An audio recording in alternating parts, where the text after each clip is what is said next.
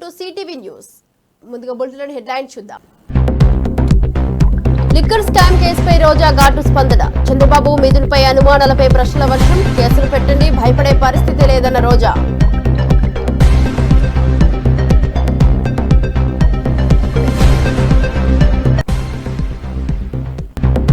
వంచనగిరిలో మైసమ్మ బోనాలు ఘనంగా నిర్వహణ. మంత్రి భర్త మురళి నివేదించిన విధానం దుమారం. మద్యం కల్లు నివేదనపై సమాజంలో తీవ్ర విమర్శలు.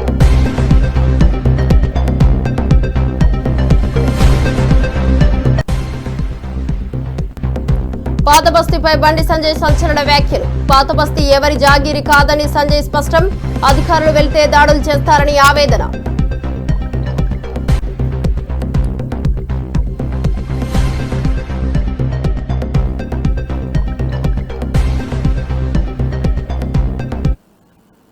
డీటెయిల్ చూస్తే పవన్ కళ్యాణ్ తాజాగా సినీ ప్రపంచంపై సంచలన వ్యాఖ్యలు చేశారు. టాలెంట్ లేకపోతే ఇక్కడ నిలబడడం అసాధ్యమని స్పష్టం చేశారు.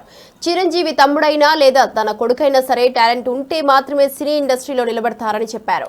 రాజకీయాల్లో కులాలు మతాలు ప్రాధాన్యత వహిస్తున్న సినీ ఇండస్ట్రీలో మాత్రం అలాంటివి ఉండవని పేర్కొన్నారు. పవన్ ఈ వ్యాఖ్యలు సినీ వర్గాల్లో చర్చనీయాంశంగా మారాయి. చిత్ర పరిశ్రమ మీద ఎందుకు ఇంత గౌరవం అంటే మనందరం కులాల మీద మతాల మీద ప్రాంతాల మీద భాషల మీద కొట్టుకుంటూ ఉంటాం.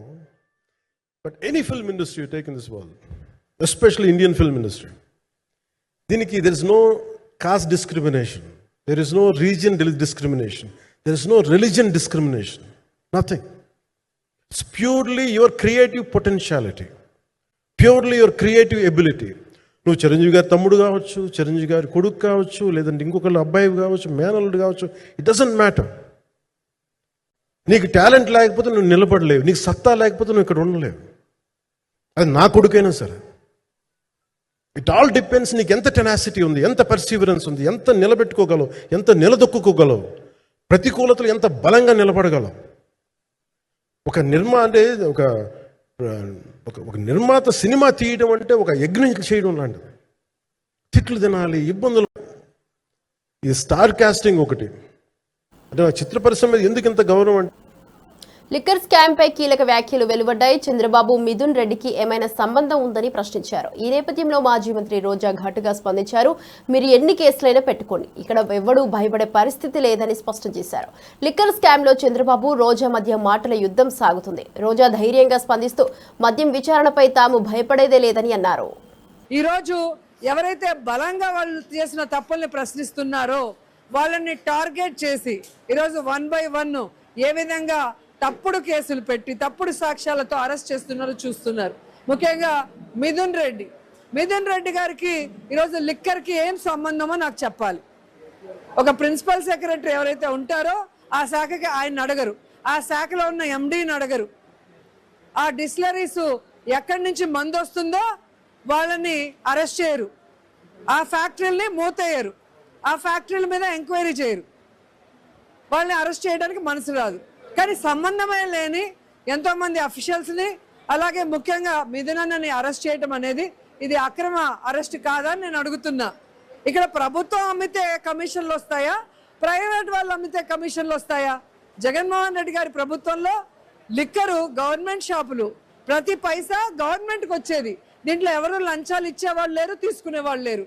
కానీ ఈరోజు చంద్రబాబు నాయుడు ఏ విధంగా గవర్నమెంట్ షాపుల్ని ప్రైవేట్ వాళ్ళ చేతికిచ్చి వాళ్ళు విచ్చలవిడిగా పర్మిట్ రూములు పెట్టుకునే దానికి అవకాశం ఇచ్చాడు, విచ్చలవిడిగా బెల్ట్ షాపులు పెట్టుకోవడానికి అవకాశం ఇచ్చాడు.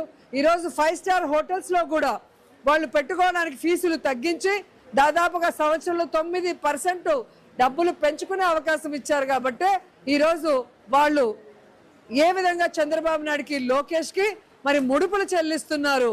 ఆ లిక్కర్ మాఫియాకి, లిక్కర్ సిండికేట్కి ఈరోజు అనుగుణంగా చంద్రబాబు నాయుడు ప్రభుత్వం ఈరోజు లిక్కర్ పాలసీ తెచ్చింది. కాబట్టి వాళ్ళు ఈరోజు ఏ విధంగా డబ్బులు దండుకుంటున్నారో ప్రజలు గమనిస్తున్నారు. వీళ్ళు తప్పు చేసి వీళ్ళ మీద సిట్ ఎంక్వైరీ చేసుకొని వీళ్ళు జైలుకి పోవాలి. అది వదిలేసి తప్పే చేయని జగనన్న చుట్టూ ఉన్న అఫీషియల్స్కి, జగనన్నకి నమ్మకస్తుడుగా ఉన్న మిథున్ రెడ్డిని ఈరోజు భయపెట్టాలో బెదిరించాలని కేసులు పెట్టి లోపల పెడితే ఇక్కడ ఎవడు భయపడే పరిస్థితి లేదు. ఎందుకంటే పెద్దిరెడ్డి ఫ్యామిలీ అంటేనే చంద్రబాబు నాయుడికి నచ్చదు, అది అందరికీ తెలిసిన విషయం. గతంలో అధికారంలో వచ్చినప్పుడు సంబంధమే లేకుండా మిథునన్న మీద ఎలా కేసు పెట్టి లోపల పెట్టారో మనం చూసాం. మిథునన్న ఏమన్నా ఓడిపోయాడా? మళ్ళీ గెలవలేదా? మళ్ళీ ఈరోజు కేసు పెట్టి లోపల పెడితే ఎవరు కూడా తప్పు అనుకోరు. ఎందుకంటే జగన్ అన్నకి అండగా నిలబడింది పెద్దిరెడ్డి కుటుంబం. ఈరోజు రాష్ట్ర వ్యాప్తంగా మీరు చూస్తే మెజార్టీ జిల్లాలు వాళ్ళు నించొని పనిచేస్తున్నారన్న కక్షతో వాళ్ళని దెబ్బ కొడితే పార్టీని దెబ్బ కొట్టినట్టు జగనన్నను దెబ్బ కొట్టని ఒక చీప్ పాలిటిక్స్ చేస్తున్నాడు చంద్రబాబు నాయుడు. చంద్రబాబు నాయుడు తెలుసుకోవాల్సింది, ఎన్ని దెబ్బలు కొడితే అంత బౌన్సింగ్ లో పైకొచ్చి నిన్ను నీ కూటమి ప్రభుత్వాన్ని కూకటి వేలతో సహా పెకిలించేస్తారు వైఎస్ఆర్ కాంగ్రెస్ పార్టీ కుటుంబ సభ్యులు, అలాగే ప్రజలు అన్న విషయం చంద్రబాబు నాయుడు, లోకేష్, పవన్ కళ్యాణ్ తెలుసుకోవాలని కూడా ఈ సందర్భంగా తెలియజేసుకుంటున్నా. అలాగే మగవాళ్ళు అయితే తప్పుడు కేసులు పెట్టి లోపల పెట్టొచ్చు, ఆడవాళ్ళు అయితే వాళ్ళ క్యారెక్టర్ల గురించి తప్పుగా మాట్లాడించచ్చు అనుకుంటున్నారేమో. ఈరోజు ఎవరిని వదిలిపెట్టాం. ఒక మహిళగా నా మీద వేసిన అభాండాల్ని, నన్ను చులకనగా మాట్లాడిన మీ భానుప్రకాష్ని ఖచ్చితంగా వదిలిపెట్టే పరిస్థితి లేదు. మీరు కాదు, మిమ్మల్ని పుట్టించిన ఖర్జూరపు నాయుడు కూడా వాడిని కాపాడలేడని కూడా ఈ సందర్భంగా. రాష్ట్ర కూటమి ప్రభుత్వం ఏడాది పూర్తి చేసుకున్న సందర్భంగా మంత్రి కింజారపు అచ్చెన్నాయుడు పెందుర్తిలో ఇంటింటి కార్యక్రమం చేపట్టారు. ఈ సందర్భంగా మంత్రి ఇంటింటికి వెళ్లి ప్రజలతో చర్చించి సూపర్ 6 పథకాల అమలుపై వారు అభిప్రాయాలు సేకరించారు. ప్రజల సమస్యలను అడిగి తెలుసుకుని ప్రభుత్వం అందిస్తున్న సంక్షేమ పథకాలు ఎలా ఉపయోగపడుతున్నాయో తెలుసుకున్నారు.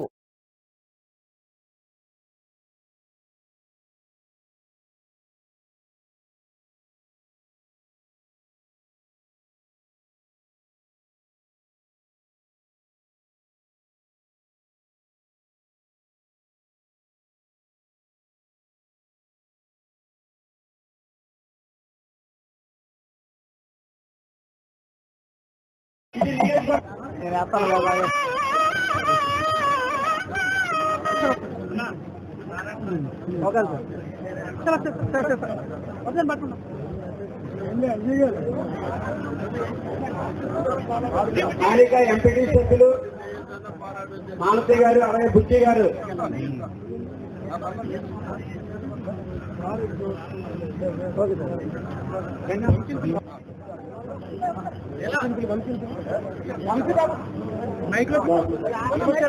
కెమెరాలు బయటకు రండి. కూర్చున్నాం.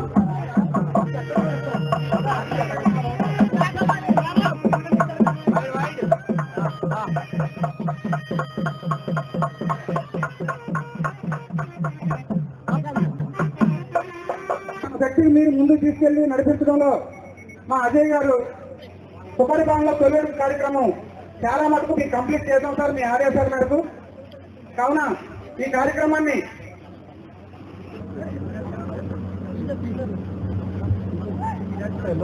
ఈ యొక్క కార్యక్రమానికి ముఖ్య అతిథిగా విచ్చేసినటువంటి మన రాష్ట్ర మంత్రివర్యులు గణి బాబీ గారికి, అలాగే మన నియోజకవర్గ పరిశీలకులుగా వచ్చినటువంటి కోరటి రాజబాబు గారికి, అలాగే అనకాపల్లి జిల్లా అధ్యక్షులు బొత్తుల, మనకి ఎవరైనా ఏదైనా పని చెప్తే ఆ పని చూసా తప్పకుండా చేయడానికి నా స్థాయి శక్తులా నేను ప్రయత్నం చేస్తాను. ఒక 5 సంవత్సరాలు రాక్షస పాలన నుంచి బయటపడ్డాం. చాలా మంది అనుకుంటారు ఇల్లు ఇచ్చారో ఇచ్చారని. బాబు గారికి స్వాగతం, సుస్వాగతం. వరంగల్ జిల్లా గీసుకొండ మండలం స్వగ్రామం వంచనగిరిలో కోటగండి మైసమ్మ బోనాలు ఘనంగా జరుగుతున్నాయి. ఈ సందర్భంగా మంత్రి కొండా సురేఖ భర్త మురళి అమ్మవారికి మద్యం కల్లు శాఖగా నివేదించడం పెద్ద సంచలనంగా మారింది. ఈ చర్య స్థానికంగా చర్చనీయాంశంగా మారింది. కొండా మురళి పూజా విధానం వివిధ విమర్శలు ఎదుర్కొంటోంది.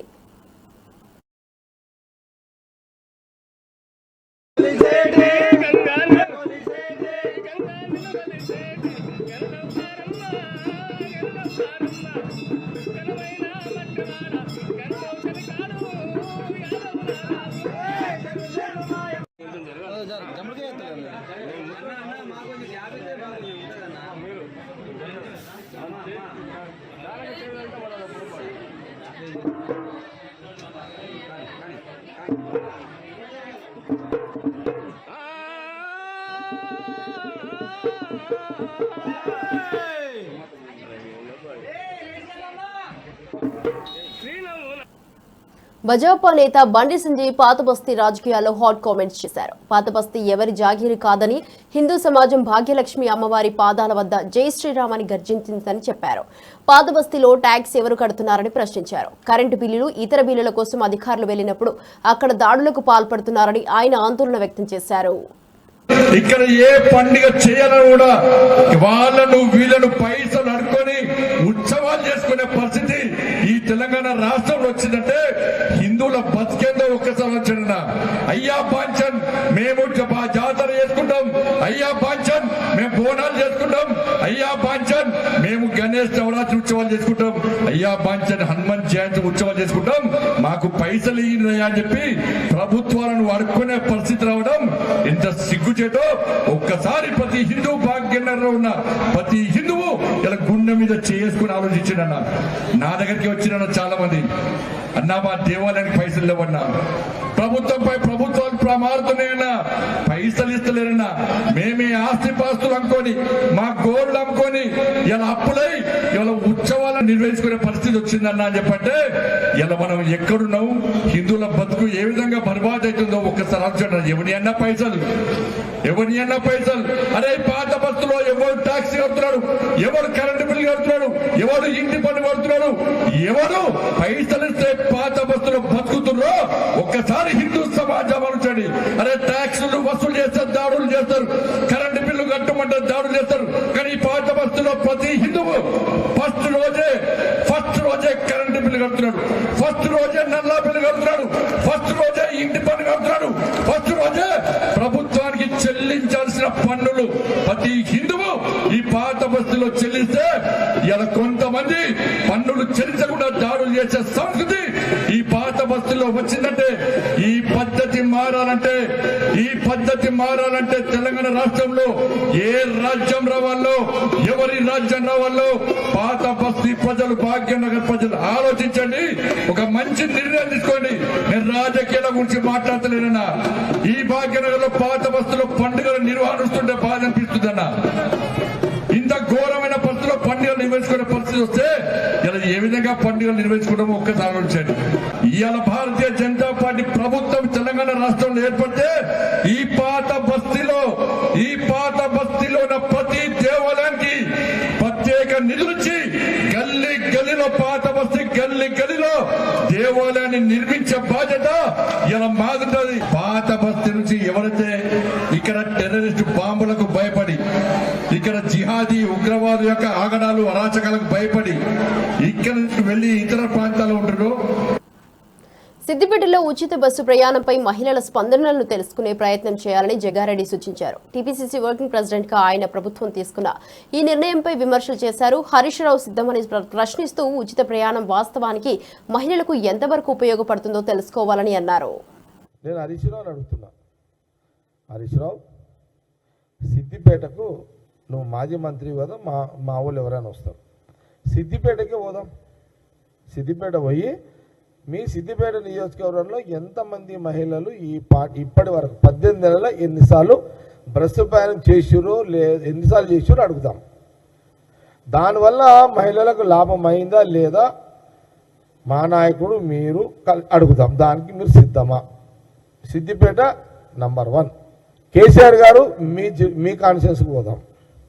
మీరు మీ ప్రోటోకాల్ మాజీ సీఎం 10 సంవత్సరాలు కాబట్టి నేను సీఎం రేవంత్ రెడ్డి గారిని ఒప్పిస్తా, మీ ఇద్దరు కూర్చోండి గజ్వేల్ నియోజకవర్గంలో సీఎం రేవంత్ రెడ్డి గారు, మా ట్రాన్స్పోర్ట్ మినిస్టరు పొన్నం ప్రభాకర్ గారు వస్తారు, మీరు మాజీ సీఎంగా ప్రతిపక్ష నాయకుడు, మీరు గజ్వేల్ కాన్స్టిట్యుయెన్సీలో మీరు కూర్చొని మహిళల మీటింగ్ పెడతాం. ఖర్చు అంతా సీఎం రేవంత్ రెడ్డి గారు పెట్టుకుంటారు, ముఖ్యమంత్రి గారు పెట్టుకుంటారు.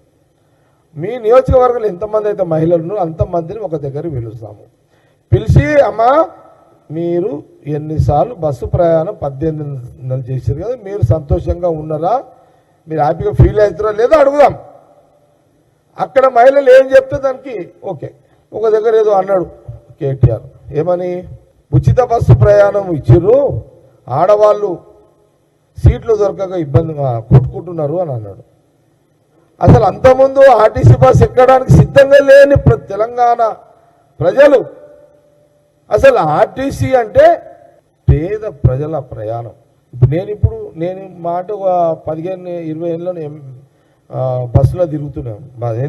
నేను ఎమ్మెల్యే కాకముందు రోజు బస్సులో తిరిగేటోను కదా. మేమంతా బస్సులో తిరిగి వచ్చినాము.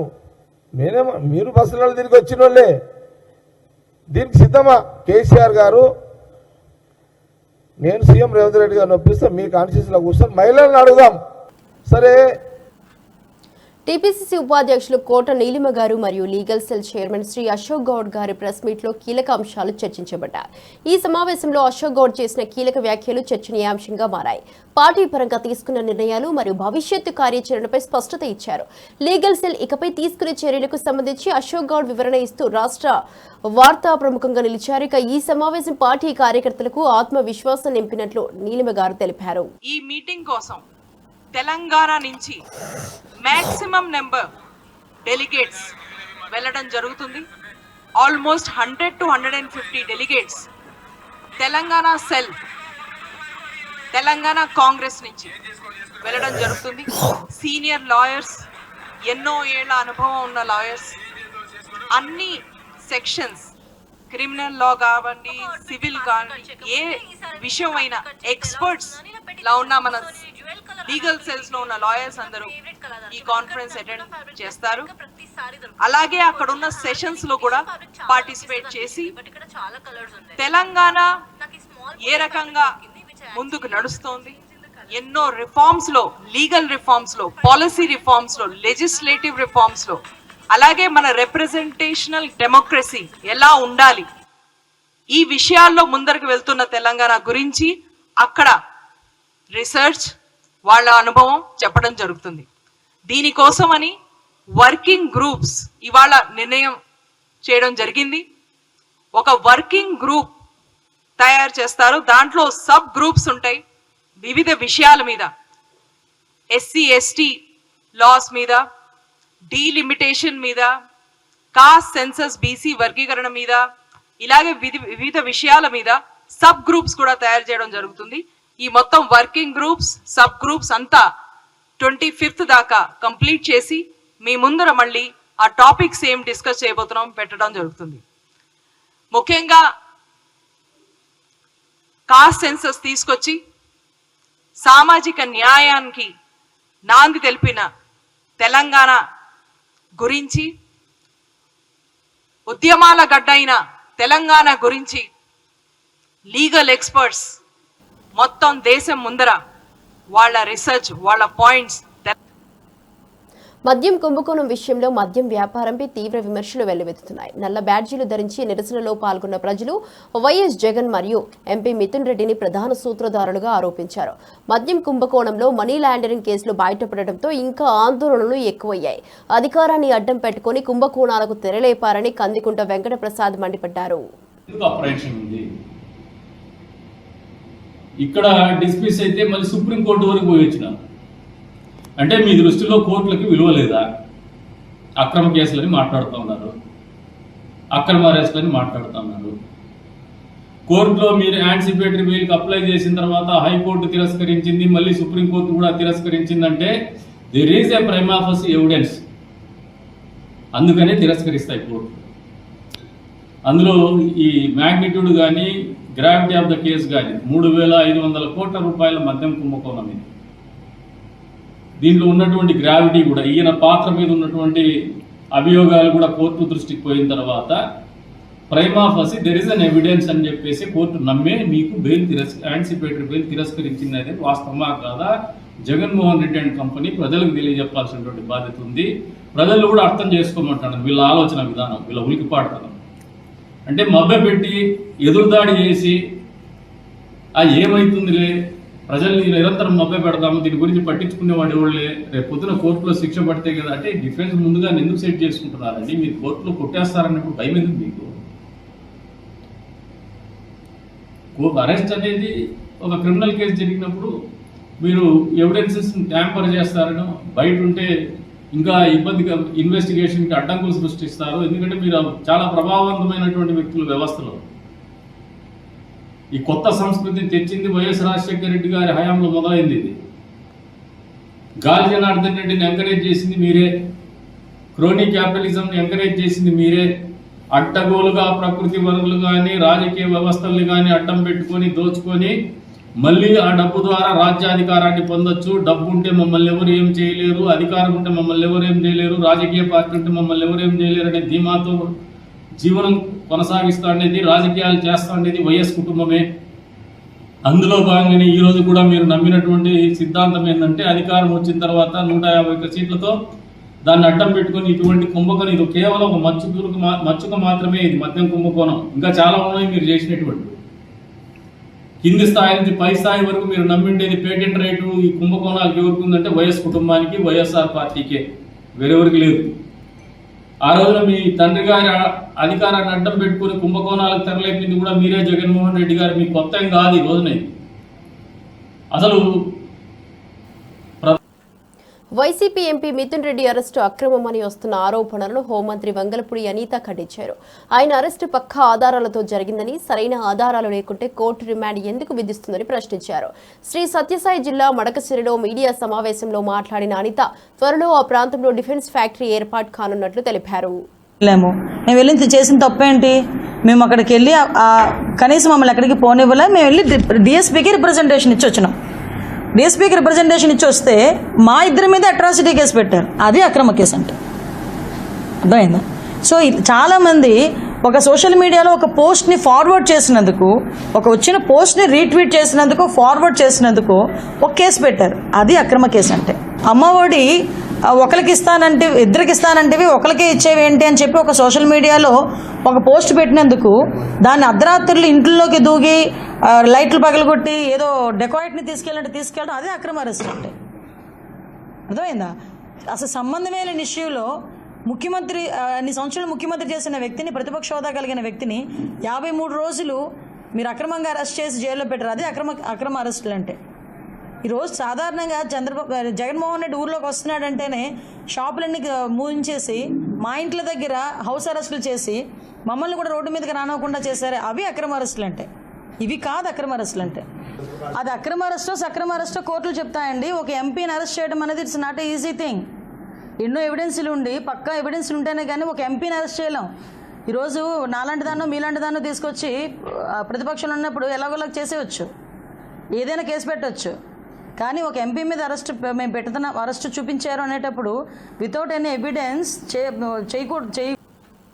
అన్నమయ్య జిల్లా లక్కిరెడ్డిపల్లి పోలీస్ స్టేషన్లో వైసీపీ నేత మాజీ ఎమ్మెల్యే రమేష్ కుమార్ రెడ్డిపై కేసు నమోదు చేశారు. సీఎం చంద్రబాబు, మంత్రి మండిపల్లి రాంప్రసాద్ రెడ్డిపై అనుచిత వ్యాఖ్యలు చేసినందుకు ఆయనపై టీడీపీ నాయకుడు మదన్ మోహన్ ఫిర్యాదు చేయగా పోలీసు అధికారులు కేసు నమోదు చేశారు.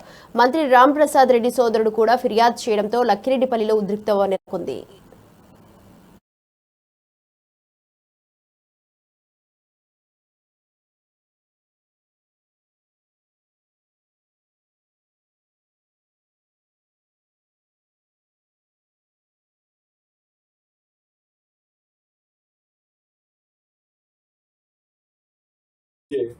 టికెట్ రాలేదనే నెపంతో వైసీపీకి లొంగిపోయిన దుర్మార్గుడు అతను. పెదవా నీ స్థానం ఏదో కనుక్కో, నీ స్థానం కనుక్కోరా ఫస్ట్. నువ్వు నీ పార్టీలో నిన్ను పార్టీలో చేర్చుకునేదానికి కూడా ఇష్టం లేకపోతే నీ బంధువుల ద్వారా రాయబారం నడిపి నువ్వు పార్టీలో చేరిందని నన్ను కామెంట్ చేసినావు. నువ్వు ఆ రోజు పార్టీ మీద మమకారం లేక అమ్ముడుపోయిన వ్యక్తివు. నువ్వు నా మీద కామెంట్ చేసే శక్తి నీకు ఉందని అడుగుతున్నా. నేను అట్లా భయపడే వ్యక్తిని కాదు. పార్టీలో ఉన్న వాళ్ళకు చెప్తున్నా, పార్టీ నుంచి బయట పోయిన వాళ్ళకు చెప్తున్నా. ఇంకా కొన్ని కోవర్టు కుక్కలు ఉన్నాయి పార్టీలో. ఆ కోవర్టు కుక్కలను కూడా బయటికి తీసి కొట్టే పరిస్థితి దగ్గరలో వస్తుందని తెలియజేసుకుంటున్నా. నీకు దమ్ము, ధైర్యం, శరం ఉంటే రాంప్రసాద్ రెడ్డి అనే నేను రా, నాతో తగులు. అంతే తప్పగా మా పార్టీ మీద, మా నాయకుడి మీద, నా మీద ఎక్కడన్నా ప్రెస్ మీట్లు పెట్టి నేను అట్లా భయపడే వ్యక్తిని కాదు. పార్టీలో ఉన్న వాళ్ళకు చెప్తున్నా, పార్టీ నుంచి బయట పోయిన వాళ్ళకు చెప్తున్నా. ఇంకా కొన్ని కోవర్టు కుక్కలు ఉన్నాయి పార్టీలో. ఆ కోవర్టు కుక్కలను కూడా బయటికి తీసి కొట్టే పరిస్థితి దగ్గరలో వస్తుందని తెలియజేసుకుంటున్నా. నీకు దమ్ము, ధైర్యం, శరం ఉంటే రాంప్రసాద్ రెడ్డి అనే నేను రా, నాతో తగులు. అంతే తప్పగా మా పార్టీ మీద, మా నాయకుడి మీద, నా మీద ఎక్కడన్నా ప్రెస్ మీట్లు పెట్టి ఎవడన్నా సోషల్ మీడియా పోస్ట్ పెట్టినా సహించేది లేదని చెప్తున్నా. అహ్మదాబాద్ విమాన ప్రమాదంపై విచారణ కొనసాగుతున్న విషయం తెలిసిందే. ప్రాథమిక నివేదిక వచ్చినప్పటికీ తుది నివేదిక వచ్చాక మరిన్ని వివరాలు తెలుస్తాయని రామ్మోహన్ నాయుడు తెలిపారు. భవిష్యత్తులో ఇలాంటి ప్రమాదాలు జరగకుండా చర్యలు తీసుకుంటామని ప్రకటించారు. అయితే ఈ ప్రమాదంపై విదేశీ మీడియా అసత్యాలు ప్రచారం చేస్తోందని ఆయన ఆరోపించారు. 2500 से 3500 मीटर रनवे की जरूरत होती है. मेरा सवाल आपके माध्यम से मिनिस्टर ऑफ सिविल एविएशन से प्रश्न है, क्या ऐसी कोई फिजिबिलिटी रिपोर्ट तैयार की जा रही है? At all possible. So an alternate runway which can cater for the wide body operations is being considered in the budget. Also a greenfield airport for the city of Patna has been proposed. So we are actively looking into this solution by creating alternative airport. Dr. V. Sivdasan, Dr. V. Sivdasan, Dr. V. Sivdasan, you have a question supplementary. Yes, sir. It relates to Patna Airport. Yes, sir. My question is related to the Patna Airport. sir. My question is related to airport, sir. Yes, Patna Airport. In his answer, our respected minister says the commercial viability of the functioning of airport. My question is, sir, the commercial viability. The word commercial viability. In my hometown, one airport is there, Kannur Airport. There we have requested the government continuously request, not only from our party and the parties and the government of Kerala requested the point of call status, sir, but they are not ready to allow the point of call status. If the theory of commercial viability is Wide body operations is being considered in the budget. Also a greenfield airport for the city of Patna has been proposed. So we are actively looking into ఇవి ఇప్పటివరకు bulletin update.